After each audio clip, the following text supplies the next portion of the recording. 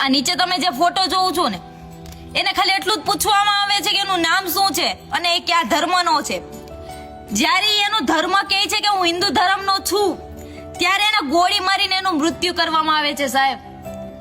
આ ઘટના છે કાશ્મીરની. આપણા 28 હિન્દુને ગોળી વડે મારી નાખવામાં આવ્યા.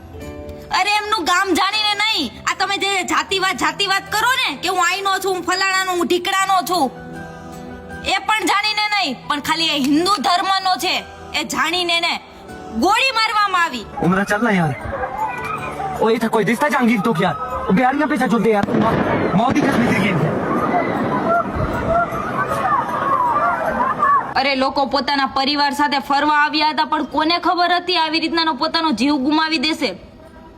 અરે હજી પણ હું તમને લોકોને કહું કે એક થઈને રહ્યો. હું પેલા સમાજની દીકરી છું, હું પેલા સમાજનો દીકરો છું. આ બધું બંધ કરો. અહીં વાત આપણા હિન્દુ ધર્મ ઉપર આવી.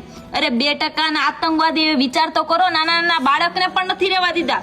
અને આ પ્રશ્ન જાતો થાય, નજરઅંદાજ થાય, આજે ન થાય ને કાલે ન થાય. આ બધું ક્યારે થાય? જ્યારે આપણો હિન્દુ ધર્મ એક નથી. યાદ રાખજો. અરે આ વિડીયોને બને એટલો શેર કરજો. હું બધા હિન્દુ ધર્મના ભાઈઓ બહેનોને બધાને કહેવા માંગીશ, રિક્વેસ્ટ કરીશ કે બધા એક થઈને રહ્યો. સામેવાળો ઓલો આતંકવાદીને પણ એમ થવું જોઈએ ભાઈ અંદરથી સિંહના મોઢામાં ક્યાં હાથ નાખવો. બરાબર. અને જો આ ષડયંત્રણ હું એક દીકરી સમજતી હોય ને તો તમે કેમ નહીં? જવાબ આપજો. જય શ્રી રામ, જય હિન્દ, જય ભારત.